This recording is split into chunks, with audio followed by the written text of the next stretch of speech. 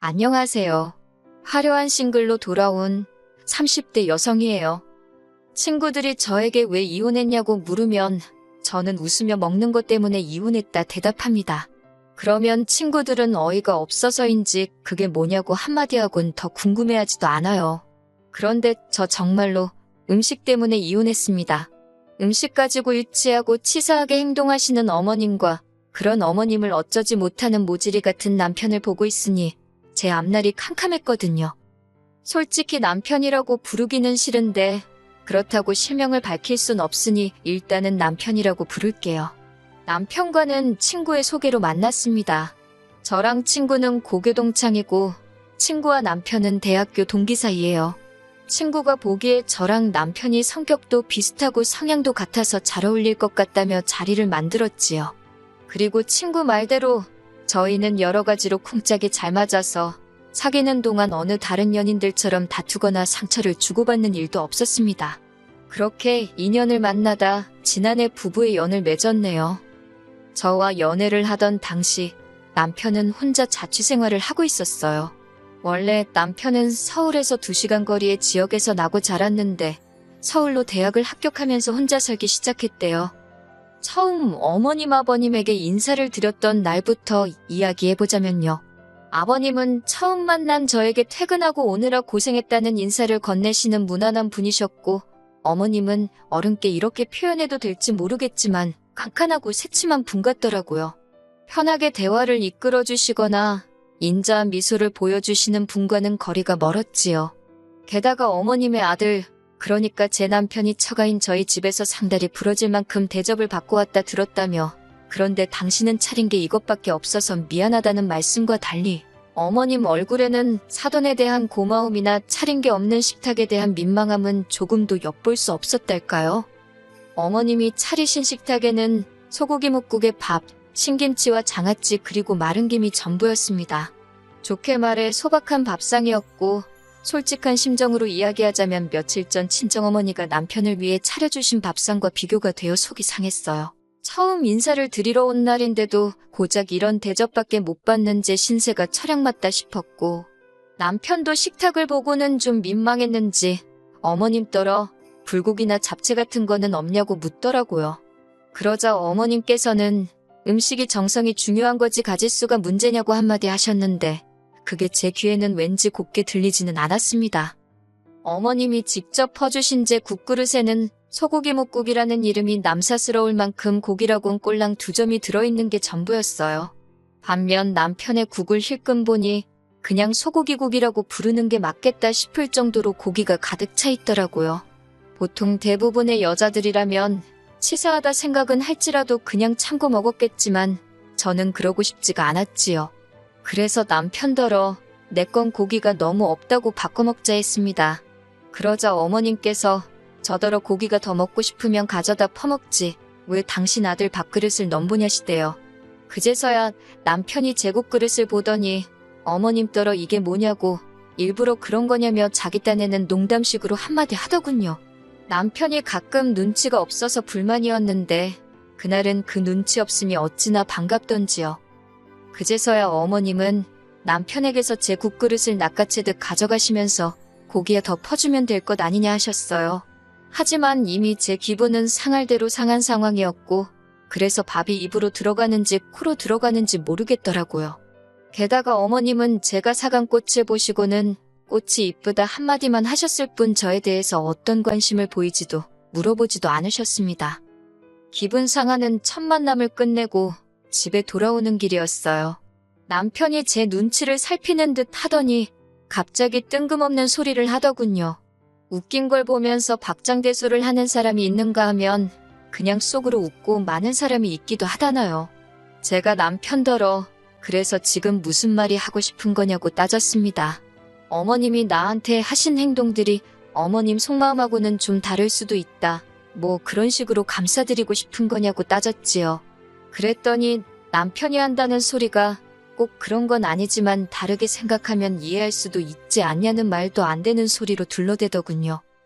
하지만 남편의 말 한마디에 손바닥 뒤집듯 쉽게 바뀔 마음이 아니었습니다. 그러기엔 낮에 받은 충격이 제법 컸으니까요. 저는 결국 남편에게 솔직히 말해서 내가 당신보다 못난 게 뭐고 부족한 건 뭔데 어머님이 나한테 저러시는지 모르겠다 했지요. 그랬더니 남편이 한다는 소리가 어머님이 아들 장가간다니까 서운해서 저러시는 거 아니겠냐며 저더러 너무 날 세우지 말고 이해를 하려고 노력을 해보랍니다. 무책임한 남편의 말에 실망한 제가 미움의 구박까지 받아가며 당신과 결혼하고 싶은 생각은 없으니 이쯤에서 헤어지자고 이별을 고했네요. 그리고 한 2, 3주쯤 지났던 때였을 거예요. 모르는 번호로 전화가 걸려왔는데 제가 당시 이직 준비를 하면서 여러 회사들과 인터뷰를 하고 있었거든요. 그래서 전화만 왔다 하면 아는 번호건 아니건 상관없이 일단 받고받지요. 그러다 그만 어머님이 거신 전화를 받게 되었습니다. 예전에 새침한 톤은 온데간데 없이 다정한 목소리로 저를 한번 만나고 싶다 하셨어요. 당연히 저는 남편과도 이미 끝났고 어머님을 볼 이유가 없을 것 같다 말씀드렸지만 어머님은 막무가내시대요. 당신 아들이 제가 보고 싶다고 끙끙 앓고 있다며 일단 어머님과 저 단둘이서 한 번만 만나자고요. 결국 고민 끝에 어머님과 약속을 잡았습니다. 헤어졌어도 그간의 정 때문인지 아프다니까 걱정이 되기도 했거든요. 며칠 뒤 어머님과 만나기로 한 당일이 되었을 때 무슨 일이 있더라도 할 말은 하고 온다는 마음가짐으로 약속 장소에 나갔습니다. 그리고 저는 어머님으로부터 뜻밖의 소리를 듣게 되었네요.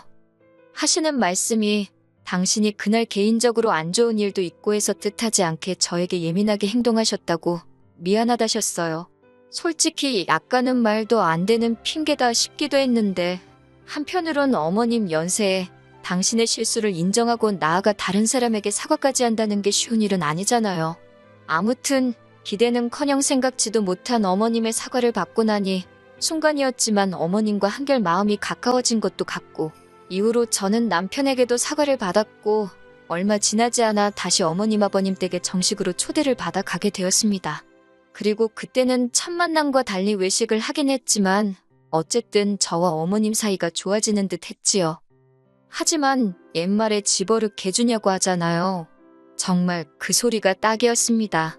어머님의 음식 차별은 제가 남편과 식을 올리고 얼마 지나지 않았을 무렵 다시 시작되었거든요. 신혼여행을 다녀온 뒤 시댁에 가게 되었습니다. 아버님은 첫 만남 때와 마찬가지로 여행 갔다 오고 피곤할 텐데 오느라 수고했다 하시더니 이후로는 TV만 보시대요. 남편 역시 자연스럽게 아버님 옆으로 가서 TV를 보기 시작했고 어머님이 저는 부엌으로 따라오라셨지요. 부엌에 들어가니 음식 준비는 거의 되어 있지 않았습니다. 어머님이 시키시는 대로 양파 다듬고 파 썰고 정신없이 식사를 준비했어요. 그래도 이번엔 처음 인사드리러 왔던 날과 달리 생선구이도 있대요. 1시간 정도 걸려서 점심상이 차려졌습니다. 새로운 반찬도 많은데 어머님께선 굳이 냉장고에 있던 김치, 깍두기, 매실장아찌까지 다 꺼내놓으시더라고요. 그리고 그 반찬들을 제 앞에다 다 늘어놓으셨어요. 뿐만 아니라 제가 밥을 푸겠다고 했는데도 구태여 당신이 푸신다 하시더니 제 밥 딱 2숟갈 뜨니까 밑으로는 다 누룽지더라고요. 생선구이도 아버님과 남편 사이에 딱 놓여 있어서 가져다 먹기도 참 그렇고 결국 참다 못한 제가 어머님한테 한마디 했습니다. 어머님 저는 뭐하고 먹으란 거냐고요. 그리고 왜 제 밥만 이렇게 다 누룽지냐고도 물었지요. 혹시나 제 말투나 표정 가지고 트집 잡으실까봐 정말 생글생글 웃으며 여쭤봤더니 어머님이 약간 당황하시면서 하시는 말씀이 원래 발효식품이 여자한테 좋은 거랍니다. 밥도 누룽지가 소화가 잘 되고 그런다고 다 여자한테 좋은 거래요. 그러면서 제가 생선 먹고 싶어 하는지 몰랐다며 한 토막 덜어주셨는데 그마저도 몸통이 아니라 꼬리 쪽이었더군요. 당장이라도 자리를 박차고 일어날까 한마디 더 해버릴까 하다가 그냥 그러시냐고 어머님이 저를 생각해서 이렇게 챙겨주셨다는 말이냐고 다시 한번 물었습니다. 어머님은 저더러 그렇다니까 뭘 몇 번씩 묻느냐며 자꾸 말하지 말고 밥이나 많이 먹으라셨어요. 그리고 모질이 같은 남편은 그런 상황에서 생선 뜯느라 정신이 없었고요. 식사를 다 마치니 아버님이랑 남편은 또다시 뭔가에 홀린 듯 거실로 가서는 TV를 보기 시작했고 어머님도 어디로 가셨는지 저 혼자 밥상을 치우게 되었습니다. 전 혼자 씩씩대면서 깨질라면 깨지라는 심정으로 탕탕거리며 그릇을 치웠지요. 하지만 이내 성질이 올라와서 참을 수가 없었기에 남편한테 속이 안 좋아서 집에 가자고 했어요. 어머님이 저더러 설거지도 안 해놓고 가냐길래 갑자기 좋은 음식을 너무 먹었더니 속이 뒤집어진 것 같다고 그랬네요. 어머님은 한껏 못마땅한 표정이셨지만 딱히 할 말을 찾지 못하셨는지 별 말씀은 더 안 하셨어요. 그리고 정확히 한 달 뒤 어머님의 생신날이었습니다. 어머님이 며느리한테 생일상 한번 받아보자면서 저희 집으로 오시겠다길래 그러시라 했지요.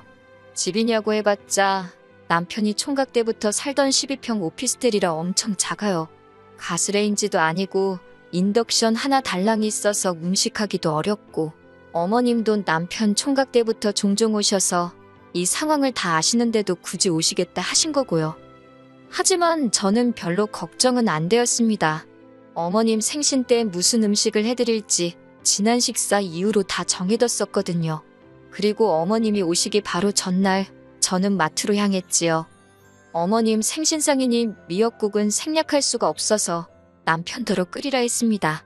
남편이 어머님이 분명 며느리한테 생일상이 받고 싶다 하셨는데 제가 해야 하는 거 아니냐고 투덜거리길래 아무렴 그래도 며느리가 아들만 하겠냐고 그랬어요. 남편이 고기 반찬 같은 건 안 하냐고 해서 그때 어머님 말씀 못 들었냐고 내가 다 여자한테 좋은 음식으로만 준비해놨으니 걱정하지 말라 했고요. 그리고 대망의 어머님 생신날 저는 어머님이 오신다는 시간에 맞춰 상을 차리기 시작했습니다. 밥도 공들여서 하고 그릇도 있는 그릇 없는 그릇 다 끄집어냈네요. 그리고는 어제부터 준비한 모든 장아찌와 젓갈들까지 죄다 꺼내놓았고요. 밥도 일부러 누룽지로 만들려니 쉬운 일이 아니었어요. 그래도 어머님 생각하면서 정성스레 만들었습니다. 그래서 어머님 밥그릇에 꾹꾹 눌러담아 퍼드렸지요. 곧이어 어머님 아버님이 도착하셨고 저는 식사 준비 다 해두었다며 부엌으로 오시라 했어요. 두 분이 부엌에 들어오시곤 정말 거짓말이 아니라 한 10초 정도 정적이 흘렀습니다. 어머님이 저를 보시면서 이게 다 뭐냐고 하시길래 어머님 말씀대로 여자 몸에 좋다는 것만 챙겨서 신경 써서 차렸다 대꾸했지요. 그랬더니 아버님이 어머님더러 꼴 좋다고 하시고는 저더러 잘했다며 부엌에서 나가버리시대요.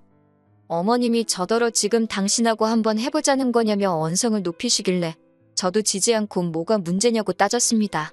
어머님이 저 주시던 대로 그대로 차렸는데 왜 화를 내시냐고요. 그제서야 남편도 어머님더러 엄마가 좀 심하긴 했다면서 저한테 미안하다 하라며 하지만 어머님도 자존심 때문이신지 저한테 미안하단 소리는 안 하셨어요. 안 하셔서 얼마나 다행인지 만약에 어머님이 저한테 사과 비슷한 말이라도 하셨으면 제가 나쁜 X가 되잖아요. 저는 그 사과를 받을 생각이 전혀 없었으니까요. 저는 어머님더러 그럼 식사 맛있게 하시라고 저는 나가보겠다 했습니다. 남편이 같이 밥 안 먹고 어디 가냐고 하길래 친정에 간다고 했지요. 그러면서 오늘 이 식사가 어머님께 제가 차려드리는 처음이자 마지막 생신상이라고 건강히 오래오래 사시라 했네요. 제사상은 제가 못 차려드린다는 소리도 할까 하다가 그건 참았습니다. 황당해하는 어머님을 뒤로하고 남편에게도 어머님이 나를 어떻게 홀대하는지 잘 보지 않았냐며 난 이런 대우를 참아가면서까지 당신과는 살 생각이 없다 했지요. 짐이라고 해봤자 옷 몇 벌에 화장품 몇 개로 단촐했어요.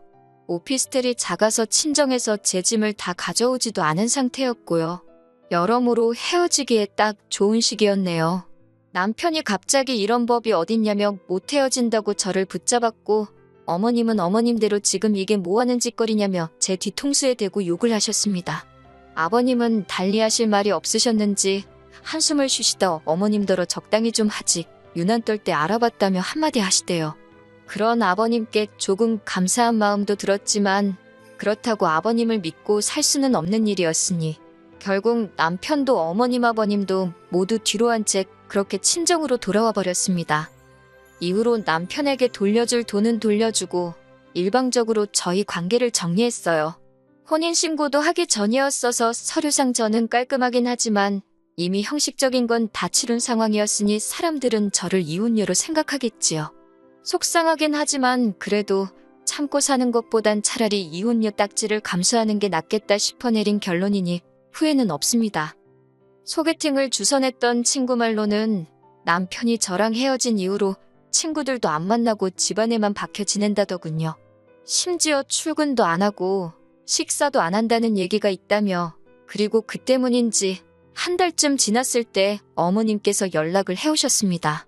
당신이 너무 유치했다며 지금이라도 당신 아들을 위해서 우리 두 사람 해묵은 감정은 풀고 잘 지내보자대요. 하지만 이번엔 안 속는다고 막말로 남편이 또 생병을 앓든 단식 투쟁을 하다 굶어 죽든 관심 없다 했어요. 솔직히 누군가는 저더러 그까진 먹을 거가 뭐라고 이혼까지 했냐 할 수도 있겠지요. 하지만 직접 겪어보기 전엔 그 더럽고 치사한 기분 절대 모를 거예요. 전 이제 그만 가서 맛있는 점심이나 차려 먹어야겠어요.